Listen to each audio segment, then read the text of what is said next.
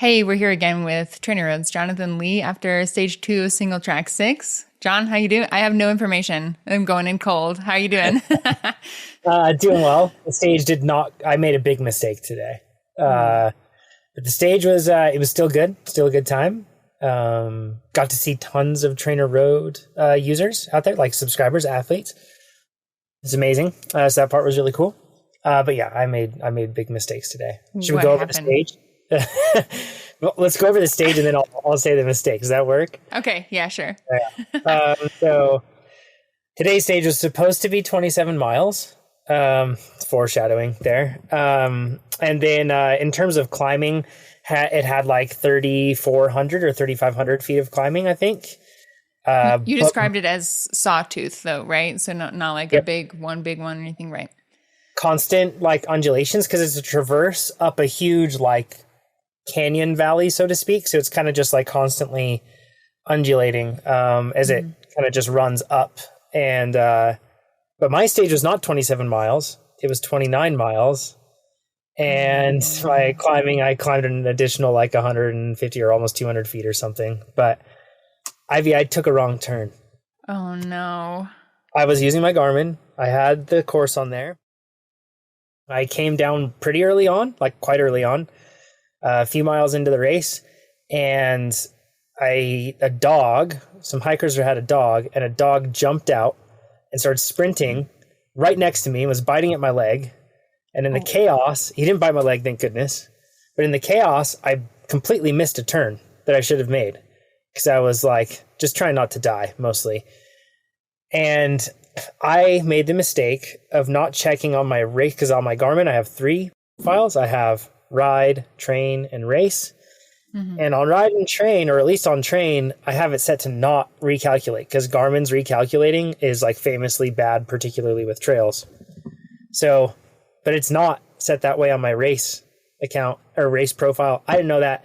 So as soon as I like escape the dog, I look down at my head unit to think like, okay, like, am I still on course? And my head unit's just saying, yep, go straight. So I'm like, cool. And I keep going straight and just keep going downhill. And then I got to the point where I was like, I'm back at town. This is bad. I don't think this is right. So I stopped and I looked at my head unit and it still said it was right. But then I looked ahead and it had me going down to town, then doing a loop around the entire town and then coming back up. So I reloaded the route and then turned around and climbed back, saw the dog again. The owners were very angry with me. I'm sorry, owners. And then got back on course. So it was like that little, like the loss there was just over 10 minutes. It was like almost 11. And then it was about 2 miles of extra that I added on there. So I was way back after that. Okay. So wait, by recalculating, you mean like when a head unit tells you like you're off route, like when you're on trails, specifically off road, like it can have a hard time knowing if you're actually on the trail or not. Is that what you're referring to? I think so. Well, I mean, because I was off course, right? And what it should have just said is do a U-turn probably. But really what I should have done is made sure that feature wasn't on because that feature is really bad. So it was trying to route me around, but a long way. Yeah. So big mistake. I should have had that. I should have checked that before I did this. And no pun intended, it bit me. So yeah. And here I am. But it's still, I finished 14th on the stage. But I lost a ton of time, so I'm 18th on GC now. So, How much time do you think that realistically caused you or lost you? That's like a not insignificant reroute. Yeah, it was 10 minutes, like, to get back on course. When I look at the ride file, it was 10 minutes. But then, I got to spend the rest of the day, which was cool. And I, like, instantly had this urge to panic about it and to be like, oh, like, sprint, like, make up time. Yeah. I was like, no, this is a 6-day stage race. I can't make up the time. Like, it just is what it is. And like my pace will be what my pace is. And I just got to continue. So yeah, I just kept going and I'm sure that it slowed me down, like an additional few minutes, maybe 5 minutes or so, just with, moving through folks and when it was safe because it was single track for so much of the day. So, I was never like, get out of the way or anything like that. It was just like, hey, it's safe for both of us, Yeah. But it was really cool because I I still like carried like, I think my NP for the day, like I thought it was going to be lower, is 256 and the average is 216. So there's just a lot of being traversy. There were a lot of sections where you just kind of couldn't pedal. And super slick bridges that took a lot of people out too. But yeah, so silly mistake on my end. I lost some time, but if you take away the time loss, it was an awesome stage. I just had a good time on the bike and was pedaling and satisfied with consistent effort and not like, losing it and just being bummed about the whole day or something. I'm quite satisfied with all that. It's so hard to mentally recover from stuff like that, especially stuff that feels outside of the scope of your control. Like the way that the stars would have to align for that to happen, at the moment where you should have turned, like, to not get so bummed out about that and fixate on it for the rest of the stage would be so hard for me. And then I think I would also be angry about like the dogs. Like, why are they mad at you? Well, you got off leash dog that's like chasing people, like, and there's like hundreds of bike racers. Like, why, like, bro? I know. Yeah. When it happened there, I was alone. That's hence like missing the turn and stuff, and the dog not chasing anybody else. It was like the front group, and then I was kind of just like solo in between the front group and then the rest. So yeah, but it is hard in those moments to not also to like beat myself up over it, because instantly I just thought like, all right, why was it rerouting? That's a silly mistake. Why didn't I check that? But then I stopped there instead of continuing to like abuse myself over it. I was just like, all right, so when you're done, you're going to check it and you're going to change it, which I've already done. So, like you can only do what you can do. And in those moments, you just have to stop and you just have to think like, what's most important?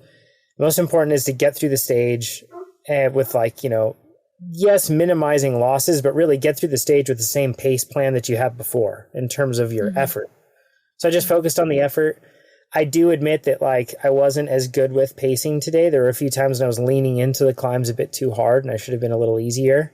And I started to notice that after like, 2/3 of the way through. So I started to ease up a bit more. And that made for smoother effort and it made things feel a bit better. But yeah, good learnings. And it is hard to not just fixate on it though and get upset. But I think I've done enough of these races just to know that like you can't, that only makes things worse. You can't just, when things don't go right, whether it's like because of you or not, it doesn't make anything better to get angry about it or to, get angry at yourself and punish yourself mid-race or something. You just have to keep going. Yeah. So I know we like say that stuff and know it to be true, but it's so hard in that moment when you're spiraling and like, it's so hard to rationalize why you shouldn't feel that way, Yeah, 100%. Yeah. Yeah, but so that's kind of like the story of the stage there. So, so she goes. Yeah. Okay. Yeah. Well, do you feel optimistic about tomorrow and the following days? Like, how's your headspace now? Like, have you forgiven yourself and the dog? Are you? Yeah, forgave the dog instantly. The dog was probably just like, what the heck is going on? Like, why is this guy going? And yeah, and like totally, yeah, for myself too. It's just like, you turn a page and you just move on. And tomorrow is the Queen stage. So it's like the biggest climbs, the biggest descents. And lots of people are talking quite nervously about how technical the terrain is up on top. Really loose, and steep, and there's some drops and like some big rock rolls.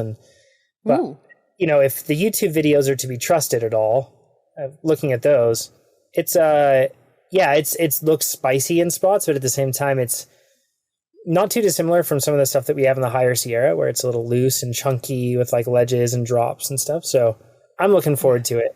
I'm excited for it. So I'm go ahead. Oh, I just feel like that's where you really like shine as an off-road rider, is that kind of technical stuff, like that brand of it specifically too. So I'm excited to hear how it goes. And then like, with it being the Queen stage, do you think you're going to maybe pace some of those climbs a little less conservatively? No, I'm going to pace them even more conservatively, probably. I'm kind of banking on the fact that and I've already seen, assuming that things went normally for the other people, I've already seen like a shift in the results where a lot of people are dropping back more, after the first day, just because the stuff starts to add up. So I'm kind of banking on like a stage 4 through 6 solidness, if you Nice. will, that will help keep me going. And I think tomorrow will be, the climbs are long. Like there's one climb that looks like it's like we climb over 2,000 feet. And like the first, we start from the gun and we climb over, it's like 1,200 feet. And then after that, it's like a descent. And then we climb over 2,000 feet. And then it's a descent. And then there's like some more climbing after that. And I think that people on that, because it's reportedly steep and a kind of like a technical climb too. So I think people will be, if you haven't paced well before then, and then also the previous days, it's going to be pretty rough. So a lot of time to be made up by just being conservative. Yeah, even day of on super technical sections, like if you don't pace appropriately and you go into it gassed at all, I feel like I ride really poorly and lose time. Like I might gain time on a climb if I pace a little bit less conservatively, but I might lose it all back if I'm too gassed to really ride a technical section the way I want to, 100%. Yeah, I completely agree with that. So it's so tomorrow's just going to be about riding that line and staying within myself as much as I can. And then after that, the next day looks also like quite difficult because it's got 3 really big pronounced climbs. So that last climb is, I think, like the hardest one of the stage too. So that will be, and we're talking like ahead from now, stage 4. So I think that's going to be kind of like a tipping point for a lot of folks. So yeah, tomorrow is still all about just staying conservative, and then it'll all pay off toward the end. So cool. Final question, are you sick of rice and oatmeal or rice and cereal yet? No cereal. So I've been eating rice and eggs in the morning with soy sauce and some salt, and it's tasty. I even got like some turkey sausage, and like I just throw in a bit of turkey sausage in there, not a ton. It's a lot lower in fat than what you get from something else, so it digests pretty quick, like compared to normal sausage. So that's been enjoyable in the mornings. It is a lot, and it's hard to get down, and I feel really full, but it's still, it's good. And then after that, so after every stage, I've been eating, per your recommendation, I found some camping meals that don't taste terrible, and they're good. So I've been having those as like my post-race meal and having those as soon as I can. And then peanut butter and jelly. And in addition to that, Triscuits and some pretzels and lots of snacks like honey stinger waffles, the little mini vanilla ones. Those are delicious. Ooh. And I've seriously, I'm burning about 2,000 calories during these stages, during each stage so far. So it's not a ton. It's not like Cape Epic numbers, but you burn so many calories throughout the day after that. Your like basal metabolic rate just like goes up. And as the stage race goes on, it just keeps ticking up too. So I'm eating a ton. Like I'm eating like 3 to 4 times what I would normally eat on a day when I have like a normal workout. So that feels and it doesn't feel like you're forcing it yet. Oh no, I'm forcing it. Yeah, 100%. Oh shoot. Okay. Yeah, I'm forcing it. But I feel like that's what makes you just got to eat so much. It's like your job. When you're not on the bike, you're eating. So yeah, eating a ton of it. And on the bike today, I did 100 grams an hour, like on the nose, because I drank my Camelback, my USAC pack. It was completely like, just as I was coming into the finish line, I took the last swig and it was empty. So that's good. Oh, yeah, it's all good. Everything's good. Funny. I think I believe you. The way you delivered that, I don't know that I do, but yeah, we're good. Tomorrow's going to be an interesting one. We'll see how it goes with all that. It's a little not as long as today, because today is like supposed to be 27 miles. I think tomorrow is going to be like 24, so really pretty close to the same. But it's going to be a totally different type of stage. So I'm looking forward to it. Listeners are listening. Like we'll see. Pins and needles to see if I make it through this one. All right, so it'll be good. I know. Yeah. Can't wait to hear about it. Please don't miss any turns, and I will not. Yeah, right, let her rip on those descents, and can't wait to hear about it, man. Awesome. All right, see you. Rest up. Bye.